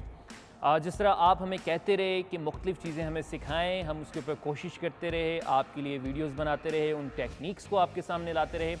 अब मुझे कुछ लोगों ने कहा कि बच्चों के ऊपर एक सेगमेंट किया जाए जिसके ऊपर बच्चों को कुछ अवेयरनेस दी जाए गुड टच और बैड टच के हवाले से। हम ऑलरेडी इसके ऊपर काम कर रहे हैं और मुझे तकरीबन 10 साल हो गए हैं बच्चों के साथ काम करते हुए। लेकिन मैं ये सेगमेंट करने से पहले आपको एक बात बताता चलूँ कि जब भी मैंने कोशिश की किसी स्कूल के अंदर खुसूसन ये सेगमेंट करने की, तो वहाँ पे वो कहते हैं कि हमने पहले पेरेंट्स से परमिशन लेनी है और परमिशन लेने के बाद अगर 100 लोग वहाँ पे हैं, यानी 100 बच्चे पढ़ते हैं, तो 100 में से बामुश्किल 20 लोग तैयार होते हैं बच्चों के साथ इस चीज़ के ऊपर बात करने के लिए। अगर आप रेशो उठा के देखें, आप रिसर्च करके देखें, सर्च करके देखें, तो आपको पाकिस्तान के अंदर बेतहाशा ऐसी वाक़यात मिलेंगे। कहीं ज़ैनब, कहीं तैयबा, कहीं फ़रिश्ता केस, आपको बेतहाशा ऐसी चीज़ें पाकिस्तान में सुनने को मिलेंगी और आपका दिल फट जाएगा। रीज़न क्या है? रीज़न ये है कि हम अपने बच्चों को गाइड करने पे या सिखाने के लिए तैयार नहीं हैं। ये वो चीज़ें थी जो हमें हमारे वालिदैन सिखाया करते थे। ये जो ट्रेनिंग्स या ये जो सेगमेंट हैं आज इंस्ट्रक्टर की या टीवी की सूरत में आपको सिखाए जा रहे हैं, ये चीज़ें हमें हमारे वालिदैन सिखाया करते थे कि फ़लाने से मिलना नहीं है, फ़लाने से बात नहीं करनी है, किसी से कोई चीज़ लेकर नहीं खानी है। ये सब वही चीज़ें थी। लेकिन क्योंकि आज हम सोशल मीडिया के दौर में पैसे के पीछे भागते हुए अपने बच्चों से, अपने रिलेशन से दूर हो गए, अपने बच्चों को कुछ सिखाने के लिए तैयार नहीं है, हमारे पास टाइम नहीं है बच्चों को देने के लिए। इस वजह से हमें ऐसे सेगमेंट की और इंस्ट्रक्टर्स की ज़रूरत पड़ रही है। खैर, हम बात करेंगे आज गुड टच और बैड टच के ऊपर। मेरे साथ ज़ैनब मौजूद हैं और मेरे साथ फातिमा मौजूद हैं कि जो कि जिनको मैं सिखाऊंगा भी और जिनके साथ हम बात भी करेंगे कि गुड टच और बैड टच क्या है। आपने बच्चों को कोशिश करनी है बड़े हेल्दी तरीके से बच्चों के साथ सेशन रखें। अगर ये प्रोग्राम कोई स्कूल्स के ऑनर देख रहे हैं, कोई प्रिंसिपल, कोई टीचर्स देख रहे हैं, तो मैं उन्हें कहूँगा कि वो भी इसको जो है ज़रूर सीखें। वालिदैन अपने बच्चों के साथ ये सेगमेंट, ये सेशन घर के अंदर ज़रूर करें, उनके साथ एक हेल्दी टॉक करें जिसके अंदर उनको सिखाने की कोशिश करें कि अगर कोई इस तरह की चीज़ होती है, कोई गैर शख्स उनको बुलाने की कोशिश करता है या हाथ लगाने की कोशिश करता है, तो क्या किया जाए। आप अगर ये वाक़यात उठा के देखें तो आपको आपके जो करीबी रिश्तेदार होते हैं, जो आपके दोस्त होते हैं, जो आपके घर में आने जाने वाले होते हैं, जिनके ऊपर आप ट्रस्ट करते हैं, वही आपके बच्चों को अब्यूज़ करते हैं। अच्छा, फातिमा कैसी हैं आप? मैं ठीक हूँ। आप ठीक हैं? खैरियत से? आप पढ़ती हैं? यस। ओके, कौन सी क्लास में फातिमा आप? प्रेप क्लास में। और ज़ैनब आप कैसी हैं? आप भी ठीक हैं। अच्छा, हम गुड टच और बैड टच के ऊपर बात करना चाह रहे हूँ। मुझे ये पता है कि आपको थोड़ा सा इसकी अवेयरनेस है गुड टच और बैड टच की, तो हम ज़रा सा अगर डेमो करें और सबको सिखाने की कोशिश करें गुड टच और बैड टच क्या है, तो आप मेरी हेल्प करेंगे इसमें? यस। ओके। अच्छा, अगर आपको कोई यहाँ पे टच करे तो ये क्या है? Good touch. गुड टच है। और अगर कोई यहाँ पे आपको टच करे तो? Bad touch. और यहाँ के लेग्स के बीच में टच करे तो? Bad touch. और यहाँ पे टच करे बैक साइड पे तो? Bad touch. Bad touch. अच्छा, तो बच्चों आप जैसे देख रहे हैं कि फातिमा ने आपको बताया कि ये गुड टच है और यहाँ पे अगर आपको कोई सीने पे टच करता है ये बैड टच है, आपको लेग्स के बीच में कोई टच करता है ये बैड टच है, आपको बैक साइड पे कोई टच करता है तो ये बैड टच है। इसके साथ साथ हम कैसे कर सकते हैं प्राइवेट पार्ट्स जो हम छुपा के रखते हैं, जैसे अपने कपड़े पहने हुए, जैसे मेरा फेस आपको नज़र आ रहा है, फातिमा का फेस नज़र आ रहा है, जहाँ पे हम टच कर सकते हैं तो इसको हम गुड टच कह सकते हैं। और जिन जगहों को हम छुपा के रखते हैं, कपड़े पहन के रखते हैं या स्विमिंग करते हुए हम जैसे कॉस्ट्यूम पहनते हैं और अपने आप को ढांक लेते हैं, ऐसी जो जगहें जो हम छुपा के रखते हैं उन्हें हम प्राइवेट पार्ट कहते हैं। और वहाँ पे किसी को भी इजाज़त नहीं होती है कि कोई टच कर सके बच्चों आपको, और हम अपनी बॉडी के खुद बॉस होते हैं। अब जैसे इनके पास ये हैं, ये कितना प्यारा सा है, ये देखें। अगर इसको, ये ओरिजिनल हो, ये तो टॉय है लेकिन ये ओरिजिनल हो, तो हम अगर किसी डॉग को अगर हिट करने की कोशिश करें तो वो क्या करेगा? फातिमा आप मुझे बताएंगी, अगर हम किसी डॉग को मारने की कोशिश करें तो वो क्या करेगा? वो हमें बाइट करेगा। बाइट करेगा क्योंकि उससे हर्ट हो रहा है। किसी भी एनिमल को, पेट को आप जब हर्ट करेंगे तो वो क्या करेगा? या तो आपसे भाग जाएगा, जैसे आप बटरफ्लाई को टच करने की कोशिश करते हैं तो वैसे तो कितनी प्यारी लग रही होती है बटरफ्लाई, लेकिन जब आप उसको टच करने की कोशिश करते हैं तो वो क्या करती है? फ्लाई कर जाती है, भाग जाती है। और अगर डॉग से आप प्यार करें, ऐसे उससे लाड करें तो वो क्या करता है? आपके साथ खेलता है। और अगर आप जो है उसको मारें या उसके साथ कोई बुरी हरकत करें तो वो क्या करेगा? बाइट करेगा। बाइट करेगा। ठीक उसी तरह से جب آپ کو کوئی بیڈ ٹچ کرے گا تو آپ نے کیا کرنا ہے؟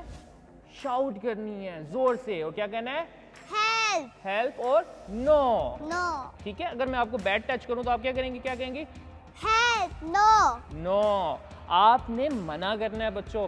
آپ کو کوئی بھی بیڈ ٹچ نہیں کر سکتا ہے. آپ کے ممی پاپا کے علاوہ آپ کو یہاں پہ کوئی بھی ہاتھ نہیں لگا سکتا ہے. یا کبھی آپ کو ممی پاپا ڈاکٹر کے پاس لے کے جائیں تو وہ چیک کرنے کے لیے آپ کو یہاں پہ ہاتھ لگا سکتے ہیں، وہ بھی آپ کے ممی پاپا کے سامنے. آپ نے کسی کو بھی ٹچ نہیں کرنے دینا ہے، اور اگر آپ کو کوئی ٹچ کرے تو فوراً آپ جائیں اپنی ممی پاپا کے پاس، ان کو جا کے آپ بتائیں گے کہ مجھے یہاں پہ کسی نے ٹچ کیا ہے، اور فوراً اس کا نام بتائیں گے. اور میری والدین سے بھی ایک ریکویسٹ ہے، آپ اپنے بچوں کو اتنی سپیس ضرور دیجئے.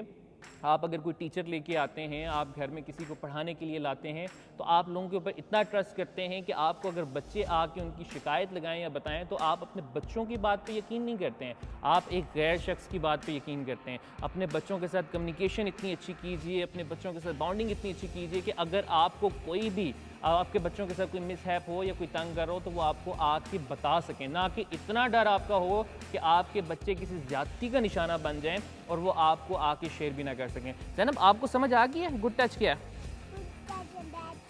سمجھ آ گئی یہ کون سا ٹچ ہے؟ گڈ ٹچ ہے. اور یہاں پہ کوئی ٹچ کرے گا تو کیا بولیں گے آپ؟ اور اس کو کیا کہیں گے آپ؟ نو. غصہ کرنا ہے. ٹھیک ہے، مجھے امید ہے بچوں کہ آپ کو یہ ٹریننگ سمجھ آئی ہوگی، اور آپ کوئی بھی اگر آپ کو بیڈ ٹچ کرے تو فوراً آپ اس کے ساتھ غصہ کریں گے اور اس کے اوپر شاؤٹ کریں گے اور جا کے اپنے ممی پاپا کو بتائیں گے. اور مجھے یہ بھی امید ہے کہ اگر آج کا سیگمنٹ کسی ٹیچر نے دیکھا ہے تو وہ ضرور اپنے اسکول کے اندر ایسا ماحول بنائیں گے کہ وہ بچوں کے ساتھ ایک فرینڈلی ماحول کے اندر ان کو یہ چیزیں سکھا سکیں. میں آپ کے لیے ایسی ٹریننگز پھر سے لے کے آتا رہوں گا، اور مجھے امید ہے کہ آج کی یہ ٹریننگ آپ کو اچھی لگی ہوگی. اس طرح کے اور سیگمنٹس دیکھنے کے لیے اور ٹریننگز دیکھنے کے لیے جڑے رہیں ہمارے ساتھ. انشاءاللہ پھر ملاقات ہوگی ایک نئی سچویشن اور نئی ٹریننگ کے ساتھ. تب تک اپنا بہت خیال رکھیے گا. اللہ حافظ.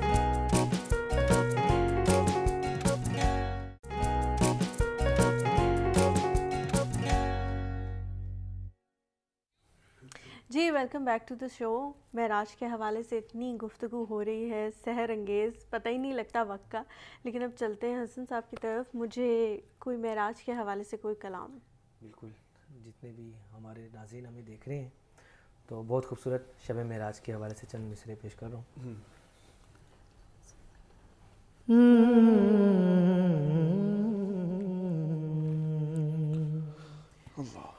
یا محمد یا محمد یا محمد. ایسی عزت آپ نے پائی کہ بس یا محمد کی شب اسرا خدا نے وہ پذیرائی کہ بس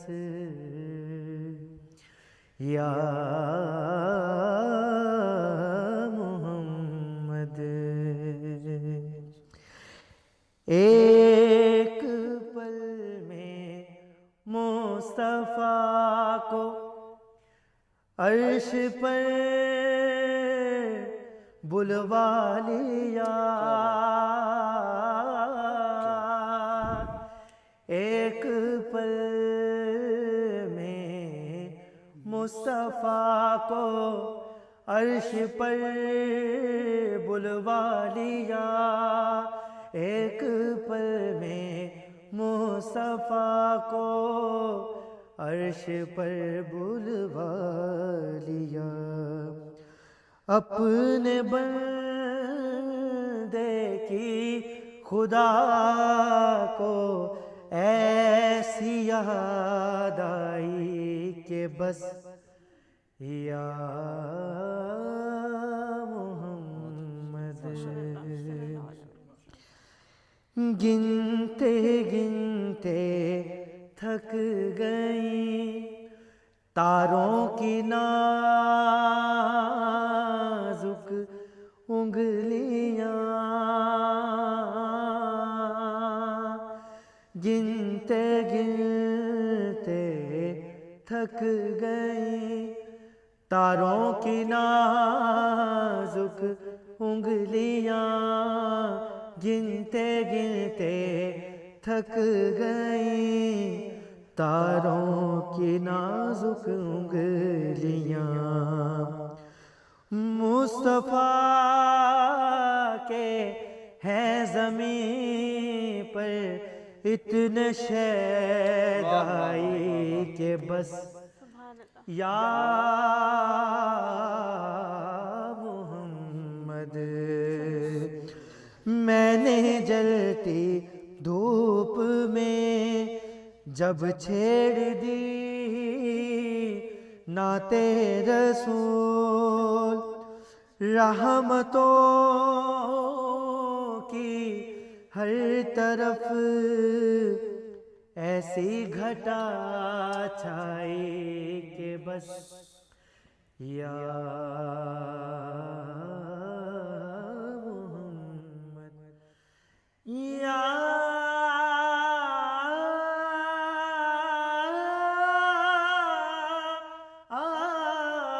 محمد یا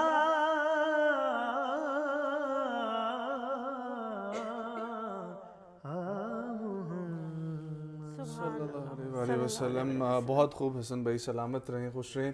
روحی خانم صاحبہ، مجھے یہ بتائیں کہ ہم لوگ فضیلت کے اوپر بات کرتے ہیں کہ فضیلت کیا ہے، معراج کا آخر کار پیغام کیا ہے ہم سب انسانوں کے لیے، اور جب میں یہاں پر وہ بھی ذکر کرنا چاہوں گا کہ جب نبی کریم صلی اللہ علیہ وآلہ وسلم قریب جا کر ہم کلام ہوئے تو اللہ کی طرف سے کہا گیا السلام علیکم، السلام علیکم نہیں، السلام علیکم۔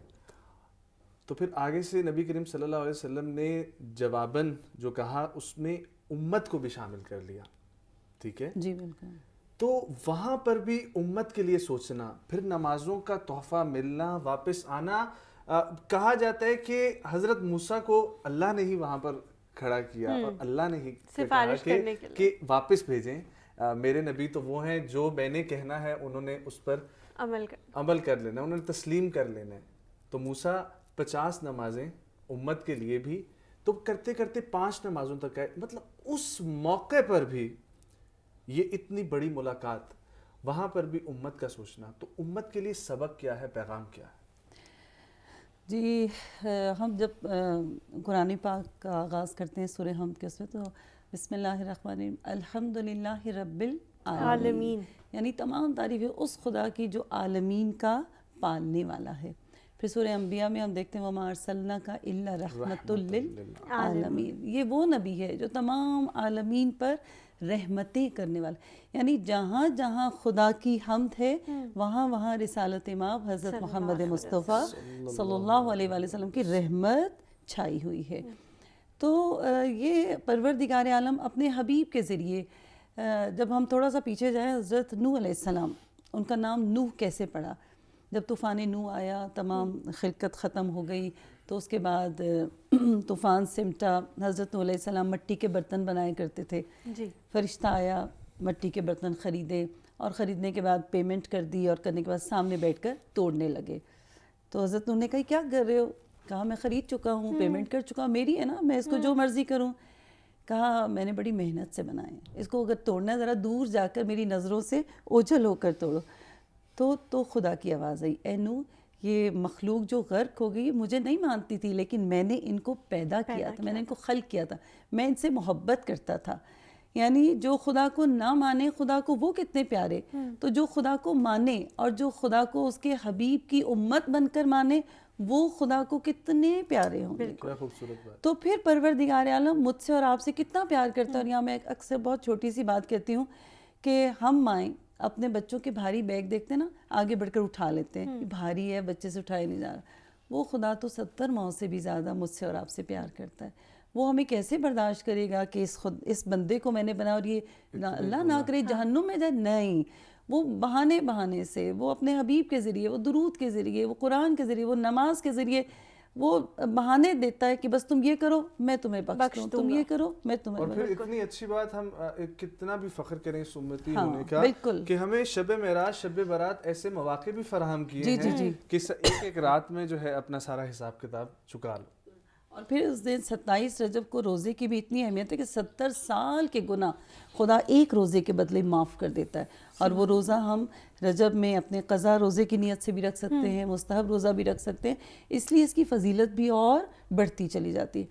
معراج میں ایک بہت طولانی حدیث ملتی ہے مولا کائنات حضرت علی ابن ابی طالب علیہ الصلوۃ والسلام کی روایت سے. آپ نے فرمایا کہ جب اللہ پاک نے رسول خدا سے محو گفتگو ہوئی، اور یہ تفسیر نمونہ ہے، صفدر حسین نجفی صاحب ہیں ان کے مترجم، انہوں نے اپنے اس میں ذکر کیا اور آپ نے فرمایا کہ جب اللہ تعالیٰ کی روبرو رسول خدا صلی اللہ علیہ وآلہ وسلم ہوئے تو فرمایا کہ اے پروردگار، رسول نے سوال کیا نا، اے پروردگار سب سے افضل عمل کون سا ہے، سب سے خوبصورت اور سب سے تیرے نزدیک بہترین عمل کون سا ہے؟ تو اللہ تعالیٰ نے رسول کے ذریعے مجھے اور آپ کو پیغام دیا، کہا جو مجھ پر توکل کرتا ہے، جو مجھ پر بھروسہ کرتا ہے، جو مجھے اپنا وکیل بنا لیتا ہے، جو اپنا سب کچھ میرے سپرد کر دیتا ہے وہ، اور جتنا میں نے دیا ہے اس پر وہ قناعت کر لیتا ہے، یعنی اس پر وہ راضی ہو جاتا ہے، وہ میرے لیے بہترین بندہ ہے. یعنی جو خدا نے میری اوقات کے مطابق مجھے دیا، مجھے اس پر راضی رہنے کی اگر ہمیں توفیق مل جائے تو اللہ تعالیٰ اس سے بہت. ہمیں اس بات کا بھی اندازہ ہے کہ اس لامحدود سفر کا اس محدود وقت میں بالکل بھی جو ہے وہ تذکرہ نہیں ہو سکتا. اور پھر ہم وقت کے پابند بھی ہیں تو وقت ہمارے پاس کم رہ گیا. ایک سیگمنٹ کی طرف بڑھیں گے، واپس آئیں گے اور پھر جو ہے اجازت لیں گے اور آخر کچھ بات کریں گے. اسامہ بھائی سے ہمارے ساتھ رہیں.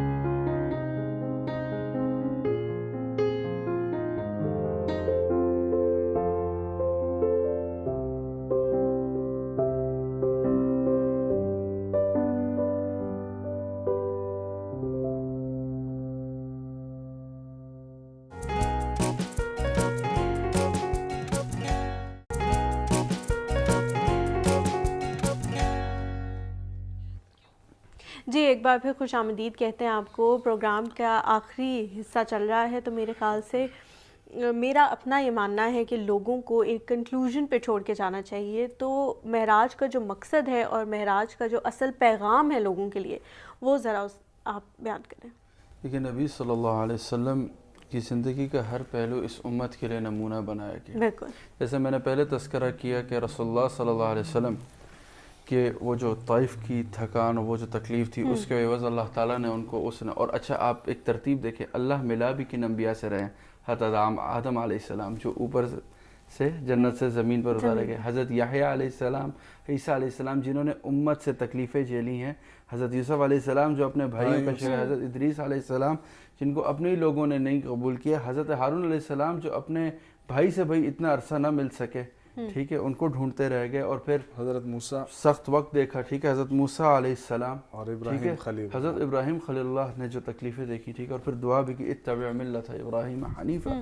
تو ان انبیاء سے ملانا, اللہ تعالیٰ اصل میں جو معراج سے میں اتنے عرصے میں اور اس چیز کو جو اپنے سمجھا ہوں, میں نے مفسرین کو پڑھا سب, کہ اللہ بہت چیزوں سے ہمیں نوازے گا. بے شک آپ صلی اللہ علیہ وسلم کو سزائیں بھی دکھا دی. ہم نے معراج کی بہت سی چیزوں کو بیان تو کرتے ہیں, لیکن وہ حصہ بھول جاتے ہیں جب سود خوروں کو دکھایا گیا, جب زانیوں کو دکھایا گیا, جب بے نمازیوں کا حشر دکھایا گیا, سب وہ ایک طرف ہو جاتا ہے. سزا جزا کا عمل, سزا جزا کے عمل کو دکھایا اللہ تعالیٰ نے. پھر اصل یہ ہے کہ ہم نے امت کے طور پہ اپنے اخلاق کو بہتر کرنا. بالکل ٹھیک ہے, اپنے اب لفظ اخلاق ہم استعمال کرتے ہیں تو میری بہن بھی عربی سے واقف ہوں گی. اخلاق جو ہے لفظ ہے, ایسے کپڑے کو کہا جاتا ہے جو گندا بوسیدہ ہو, جس سے کوئی چیز صاف کی جاتی ہو. اخلاق اصل لفظ ہے, ٹھیک ہے. تو میں نے میں نے کہا کہ ہم نے لفظ اخلاق اتنا استعمال کیا کہ ہمارے اخلاق اخلاق بن چکے ہیں, ٹھیک ہے. تو اس طرف آنا ہوگا امت کو, اور اس طرح. اور ہاں, جہاں آپ نے ایک بات شروع میں کی تھی کہ لوگوں نے اس بات کو قبول نہیں کیا, اس سے جن کو صادق و امین کہا گیا, قبول کیوں نہیں کیا, کہ قرآن میں اللہ نے پھر یہ بھی دکھایا کہ جو بندے اپنے اندر کبر پیدا کرتے ہیں, جو کہ میری شان ہے, اور جو لوگ اپنے آپ کو بہت سمجھتے ہیں, اپنے آپ کے اپنے علم پر, اپنے خاندان پر, اپنی ذات پر اتنا زور رکھتے ہیں, میں ان کو کیا کرتا ہوں, صم بکم عمی فہم لا یرجعون, کہ بہرا کر دوں گا, کانا کر دوں گا, وہ کسی کام کے, اور وہ آئیں گے نہیں واپس.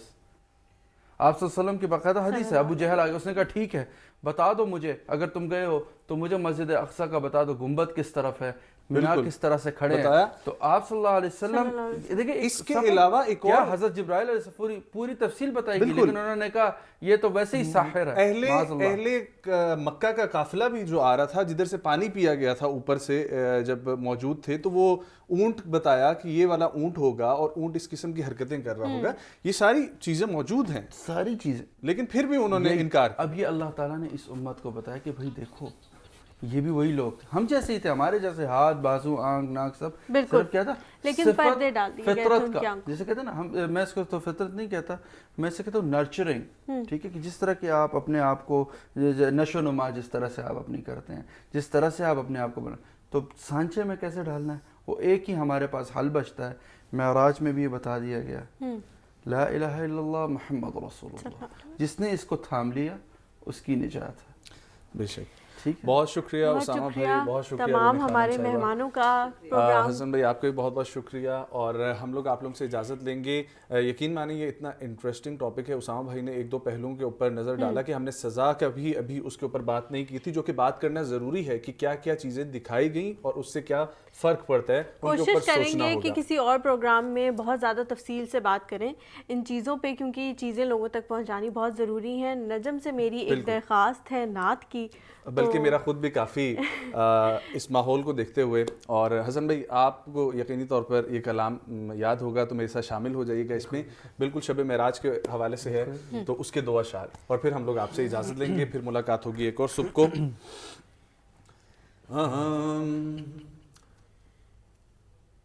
قدسی کھڑے ہیں حیران ہو کر, وہ قدسی کھڑے ہیں حیران ہو کر, کہ سدرا سے آگے بشر جا رہا ہے, بن ٹھن کے اپنے خالق سے ملنے, سرے عرش وہ تاج ور جا رہا ہے, قدسی کھڑے ہیں حیران ہو کر, اور کیا خوبصورت شعر ہے کہ جاتا ہے دیکھو وہ بے خوف کیسے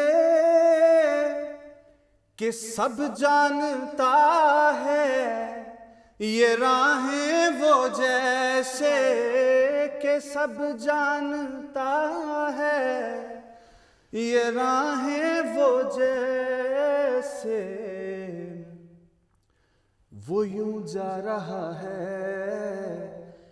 جیسے کہ کوئی گھر والا اپنے ہی گھر جا رہا ہے. اور آخری شعر کہ یہ تو ہم معراج کا ذکر کر رہے ہیں, نبوت مل چکی ہے, لیکن وہ قصہ حلیمہ کے آنگن کا پوچھو جوانی سے پہلے تم بچپن کا پوچھو جوانی سے پہلے تم بچپن کا پوچھو. سب ذرا تصور کریں کہ ابھی مصطفیٰ نے ہلائی ہے انگلی, ارے کمر سے تو پوچھو کدھر جا رہا ہے. قدسی کھڑے ہیں حیران ہو کے یہ سدرا سے آگے بشر جا رہا